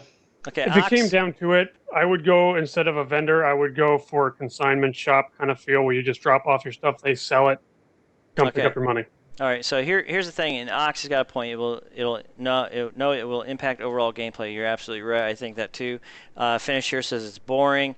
Yeah, because believe it or not, there's people who want to actually go out and venture and play, and they might only have 2 or 3 hours at the most. They don't want to spend those 2 or 3 hours sitting in a vendor stall to sell a bunch of crap they just produced. But that was the other thing, is that I used to hate when I was playing EQ1 with the bazaar and everything. You're having to look up what other people are selling it for to try to beat their prices. And you do that every single night because somebody next to you just came in and undercut you by 5 plat or whatever, you know? So it was just constant, like it was just hours upon hours upon hours of updating your own trader satchels, you know. Think about the crafting aspect as well. If I've only got like 4 hours this night, and you know I've got to do some crafting for the guild or whatever reason, I'm not going to spend 3 hours going through all the vendors to try and find the cheapest price for these materials when I could be crafting. That's If I want to craft, I want to craft. You know, it's how it is. We log into our games with certain expectations, things we want to do. Yeah, exactly. we meet up. We say, right, tonight we're going to go and do a dungeon, or I know that tonight nobody's going to be there, or we're not going to finish off doing that quest. So I'm going to go and use my time, so I don't go and level ahead of you guys or whatever, and I'll do some crafting. But if I have to log into a game, and then run around to 30, 40, 50, 100 different vendors and look around, no. You don't do that in real life. You go to a shop, go online, etc., etc., etc. And you would think, even in a fantasy world, that they would have some kind of market. Yes, exactly. So this is where I was getting to the point is the fact that there's so many people arguing the East Commons traders stuff, player interaction. I'm sorry, folks, but believe it or not, a lot of us don't want to spend 2 hours, an hour, 3 hours trying to sell our goods, spamming in chat to get our goods out there to sell them. I'd rather be able to put it on an NPC vendor while I'm playing, and people can purchase that stuff, so they don't have to sit there and fight. But if they want to contact me, I can make it available where they can contact me if they're looking for a specific thing, and I can craft it. By all means, they can interact with me that way. You can, make the See, option. I would even love to have an NPC where I could just hand them stuff, and there's already like server set prices or whatever, right? Then I can adjust it from there. But if I don't have time, I can just give it to him and go off, and do whatever I got to do, and he can just set the prices. Well, another thing we forgot as well, though, is we talked about this on the crafting show. The outposts. That replaces the East Common Lands idea to some point. If I can put down an outpost, all right, Dark Soul, and have catch you later, people buddy. come to my, to my, or run around my area, they'll see that I've put down an outpost. They'll automatically stumble upon and look at my goods that I might be selling. So it's not generalized. It's not a global central area, but you can put down outposts. That kind of limit exterminates the East Commons and still. I look at it this way too. I look at the outpost idea too, because it's a great idea. It's like this: you have your city hubs that have local economies, then you have your villages. But if a guild goes out and they set up an outpost, now they have to pay a fee to keep that outpost going. But players have the opportunity to go there and buy wares too, and they can actually buy your guild wares from your guild bank. That your guild can set prices to keep your guild going. You see, so you have your outpost there that's actually probably will be helpful to the local players. Like we could go back and set up an outpost in a level 1 newbie zone and sell some pretty decent items for lobies to buy. So these are awesome ideas to kind of move the economy around too. Guild outposts actually can move markets as well a little bit. So it's equal for everybody. Yeah, but that's still based on the fact that you can have give your items to somebody and have them online selling your product, right? That's not us standing there trying to sell it. So that's what I'm saying too. Is if I'll get back to that's why I said NPC vendor that you can establish while you're online, and while you're online they sell. While you're offline, guess what? Your vendor logs out with you, okay? Or you pay a fee to keep that vendor going. There's got to be a money sink too. There's got to be some time sink, but that will, that's how you could work that too for your local economies as well. That way players can sell their goods so they can still play. Because believe it or not, a lot of us don't want to sit for 2 hours trying to spam a zone with items. I'll tell you that right now, I don't want to play that game. Okay? Yeah, I'd rather set up an NPC and just let them go. I want to interrupt you guys, but I got to head out. Okay, all right, Lex. Catch you later, I buddy. got 2 Thanks minutes. for joining us. See you later, everyone. Take care. I got 2 minutes till my alarm's going to go off and I got to go get my daughter. But that's what I was saying. I'd rather take the time, set up an NPC to sell my wares so that I can go out and adventure and then, whatever. Now, if I'm in a specific zone and I've got something in my bags that I want to let go or get rid of, then yeah, I'm going to spam chat, want to sell. But for the most part, especially with crafting goods, because like if I do Acclamy or something, I've got thousands of potions to put up on the market. I'm not going to carry those all around in my bags. Yeah.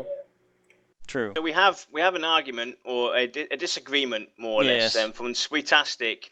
You are either an adventurer or a vendor or a crafter, not all at once. While that is true to some point, it's still it's like in real life, exactly the same thing. In the mornings, you're a workman. When you finish work, you're a husband, a father, etc. And you have to go out and do your stuff as well. But it's still, you do mix in every area, in every aspect, and there's going to be a lot of people that are going to do a lot of crafting and then take care of the adventuring later. There's going to be a lot of people that want to do all three. There's going to be people that only want to adventure or vendor or be a crafter, etc. It's up to the individual player. It's going to be hard to do.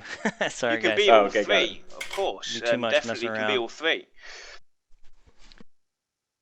Yeah, well, I disagree with that statement completely by Zootastic. It's just, everybody's going to want to dabble in all things, crafting, adventure, and etc. You're not going to sit there and do, just a straight up adventure. That's actually bullcrap, because a lot of players are going to interact on all three levels regardless. So, yeah. Sorry, I have to disagree with that statement. I've been adventuring on my druid, active in a group while fletching and auctioning to sell my other wares. Exactly. So it's going to be. See, yeah, the only other thing that's going to do is that's going to promote alts. Oh, you know what I'm saying? And that's what we don't want to have to promote. We want people to be them and play. That's what gives us that sense of,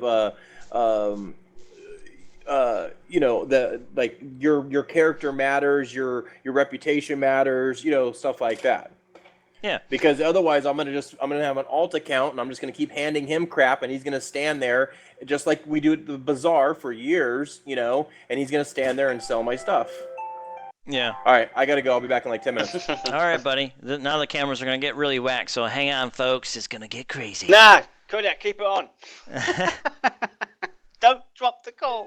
Don't drop it. Just blank your camera, guys. Jeez. Well, Pete's. Okay. No, it's fantastic. You're absolutely right. When you are, you are not all of these at once. That is true, and definitely no power leveling your crafter. You can't do that. When I'm adventuring, I can't craft, obviously, or when I'm crafting, I can't go and gather. That's absolutely right. But still, it's something that I will be doing. I will have days where I go and craft only. There'll be days where I go out and just gather. There'll be days where I just go out and adventure. And there'll be days where I do a bit of everything.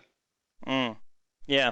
Because you're gonna break up your time over time. Like, you might spend a day adventuring, then you might just be in the day. Say you only got an hour, so you're gonna work on a little bit of your crafting, and then you're gonna throw your stuff up for sale while you're doing your crafting. So you'll be selling and you're gonna craft at the same time, and then you log out for the day, and your NPC vendor logs with you. So I mean, it all depends. It's gonna be a variety of different things that are going on, affects people. So as far as having alts and stuff, it may promote some alts, but I highly doubt it. But then again, some people like to play alts no matter what, because they might not be satisfied with the class they're playing.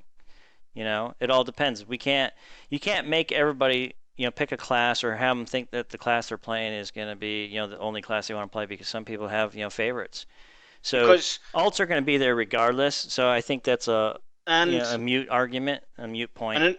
And another thing to bring up as well, if that is something that you see, then the game's being promoted wrong. Okay, all games are being promoted wrong. Then they should offer, Pantheon is for crafters only, for adventurers only, for vendors only. You can pick a role in this game that you want to be. You can be a crafter, a vendor, or an adventurer.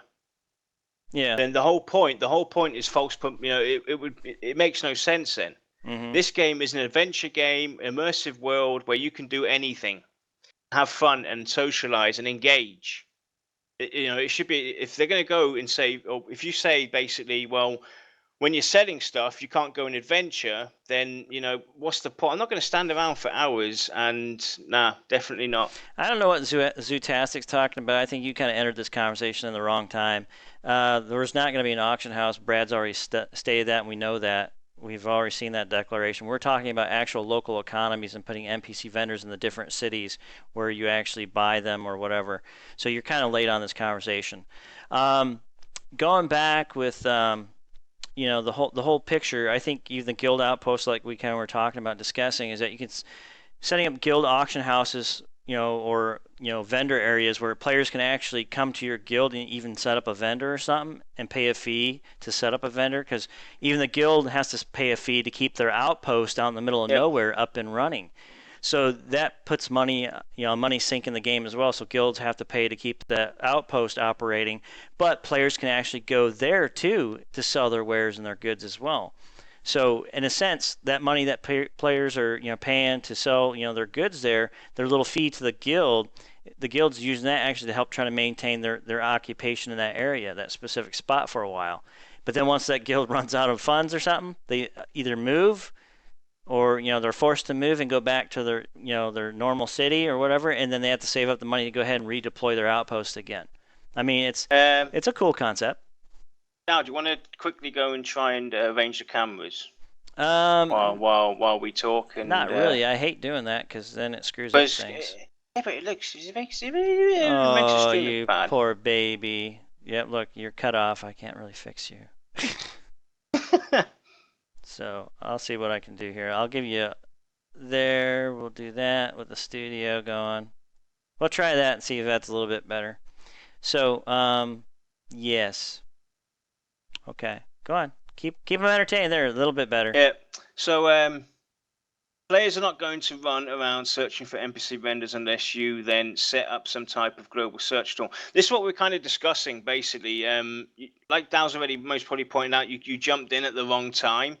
We're trying to think about ways to, destroy not destroy, but tear apart the global economy and see how we can bring in a localized economy and mix and match both of them. So we also discussed the opportunity of having a kind of search tool in the global market that you can actually go and see where what is and maybe pay a tax to actually get that good from, let's say, rainfall over to King's Reach, etc. So we are discussing certain ways and ideas that are good for the global market and are good ideas that we've been discussing from the localized market. And there's pluses and there's cons for both of them, and we're just generally discussing ways to maybe make it work on all levels that everybody could be happy to some point as well. Yeah, I think that the big thing too is that a lot of players, you can't please everyone. But you got to come up with a happy medium where some people might disagree with it, some might like it, but ultimately it's kind of an easy mix to keep everybody somewhat happy and satisfied how the system will operate. I've always believed that once the game's input, the rules play, the devs kind of leave those rules together, because ultimately if they change it, then they start bending the rules, and then next thing you know, we have 7,000 different types of World of Warcraft clones. Ox, thanks for trying to clarify that, but at the same time, I think everybody will partake in crafting and selling and adventuring, because I believe that some of the quests, the epic quests like in EverQuest, required you to craft certain parts of your epic quest, so you had to do a little bit of crafting here and there. So everybody dabbles, but yeah, you might have your die-hard crafters who are ultimately crafting blasés and who just really want to do crafting. That's fine. So there's always that part, but ultimately this game will appeal, I think, to everybody. It's adventure, crafting, whatever. We're not talking about speeding up. Actually, we're trying to slow it down. If you watch the first hour or the rest of the show when it's on YouTube, it might clarify some of your fears and disagreements and whatnot, or it might strengthen them, whatever. But we are trying to figure out ways how we can slow down the global economy at the same time, but make it worthwhile to everyone.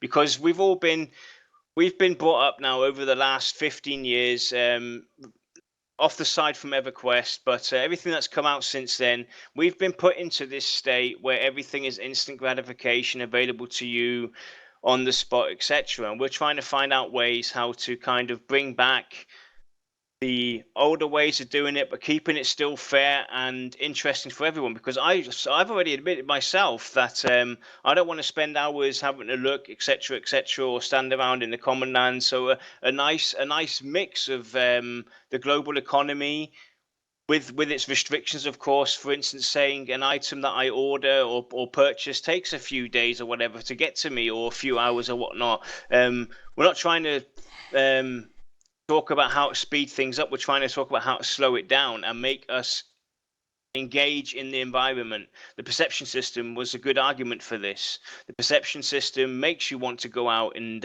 search out different vendors, etc., that might release certain things. Yeah, so I suggest that you two that have entered the channel really late need to go back and watch the first hour of this show when we discussed that, because yeah, we've kind of covered a lot of those areas. So yeah, watch the show and then you can kind of catch up to where we've been and what we've discussed and speculated on. But yeah, ultimately I think the idea of even Outpost 2 will change the dynamic in the game. A little bit for the economy. It allow guilds to go out and allow the guild to actually have its players sell items in the guild place too and buy a spot within, or have a free. They could have a free spot, but like non-guild members could actually pay for a market stall within that guild outpost as it's set up. So I mean, there's a lot of ways you can make money sinks out of this, but it also will help kind of make the economy move around too. And like we said, when the game first starts out, not everybody's going to know all the cities. They're not going to know all the villages, and they're going to have to go discover these things. And when they discover them, that's where they can set up their vendors, and pay their fees or their local taxes to that town to set up their vendor fee. That way there's a little bit of money sink too. So there's lots of ways to handle the overinflation of in-game currency by doing that, putting fees, taxes on the vendors. We're just throwing out ideas there that will kind of make that a very interesting and unique way of dynamic play. Make it immersive, because there are players who continue to say, I want it more a little realistic, a little bit more meaningful. But this will also generate adventure too. So it's going to force you to have to go out and seek out those other local economies and shop there. Shop their wares. And maybe make certain resources available in certain cities too, so where you have to try to make it either to the black market of that place, that city, in case your KOS or your faction's terrible, you might have to buy those items off the black market. So there's all kinds of ways you could do this and make it interesting and generate adventure and social interaction. So. Yep. But with that said, I mean, maybe we should wrap it up. We're getting pretty close. I think Kodiak's gonna be late getting back on this one because we've been going for about 2 hours here shortly. So. Yeah. But yeah, I agree. Finished here. You just don't need to stand around spamming chat. Yeah, you're right. I think that's a terrible way to do it. Maybe a bulletin board like we were talking about in the local economy or guild outpost or the city, that you have a board you can actually go and look at all the vendors currently that are actually selling what wares. That way it's a little bit easier. It's less to fight through, because like when you have a centralized auction house, which thank God they're not going to have, but with a centralized you have everybody on the server is crap. One gigantic list, and that's a pain in the butt to look at. But if you can make it smaller, on smaller scales, it's much easier to manage for yourself as a player to find what you're looking for too, so you don't have to scroll through a massive list. But also it creates that local economy, and like we talked about, you can take your items and travel to another city and set up a vendor there and throw your wares there, because guess what? That type of particular item that you had from way over here in this continent and you finally traveled here is actually a hot selling item in that local market, and then slowly it dies down. Now you got to move somewhere else maybe to sell that item. So it'll definitely keep the economy rotating and changing, and the player interaction will constantly keep moving. And that's what you kind of want too. You want an adventure, but you also want the economy to move and shift with player interaction. And that's one way you could do it, because it forces players to move around. And believe it or not, some people don't like to be forced around, but sometimes you have to force them to play the game because they get stagnant. So this will actually keep it moving and rotating. So, yeah, the markets always do correct themselves. That's a normal, natural occurrence. You're actually right, Coach.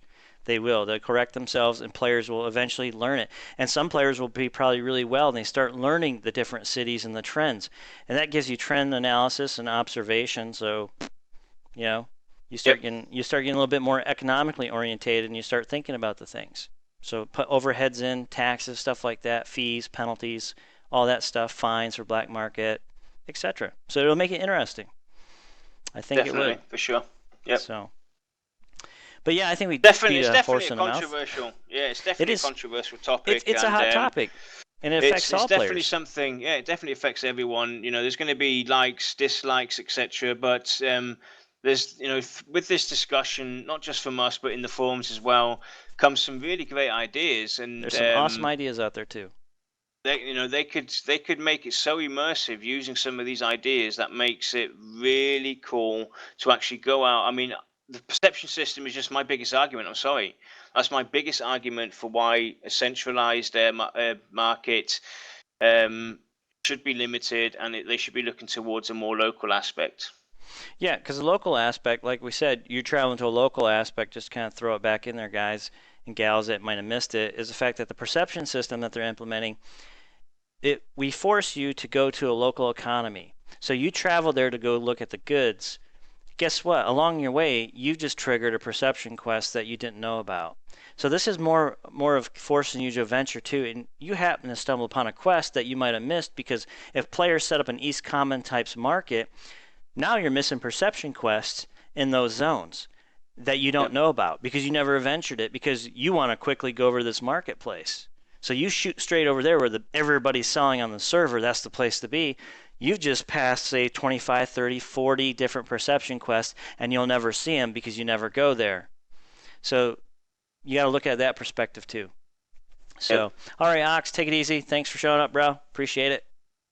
But we'll go ahead and wrap this segment up. I think we kind of bashed the economy game, ideas and speculated and threw them out there. So trying to get some, thinking out there. But yeah, if you guys have any, opinions on that stuff, throw them on the forums or come on the show.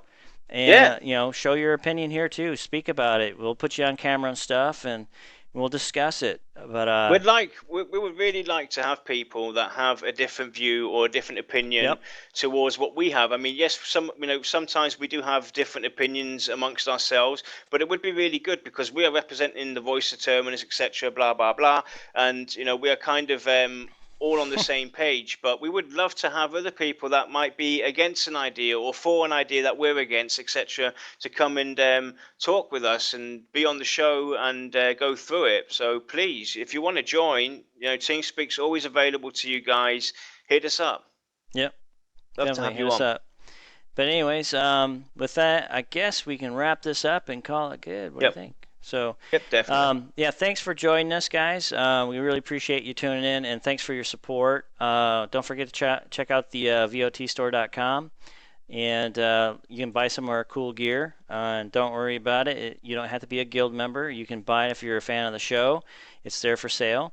And a lot of any of the money that we do take in for the show goes for the overheads that pay for the web store, the materials purchased to build the shirts and cups and mugs, and then whatever's left over, we go ahead and we put into our profit fund to turn around and buy giveaways, which we talked about earlier in the show. $50 pledge packages. We're going to be buying those and giving them away for winners. So just remember, your purchase actually might win you a copy of the game for free one of these days when you view the show. So. Anyways, thanks for watching. We'll go ahead and wrap this up. And join us for Tuesday's Tavern Talk. What are we going to be talking about in Tavern Talk on Tuesday? I haven't actually had the time the past couple of days to have a look at what my hot topic's going to be of choice. So I guess we're going to have to look into that and see what it's going to be. All right. Okay, so don't forget Tavern Talk on Tuesday at 4 p.m. Eastern. So with that, I'm going to the outro. Thanks, everybody, for joining us. We'll catch you later. Thanks, guys. Catch you later.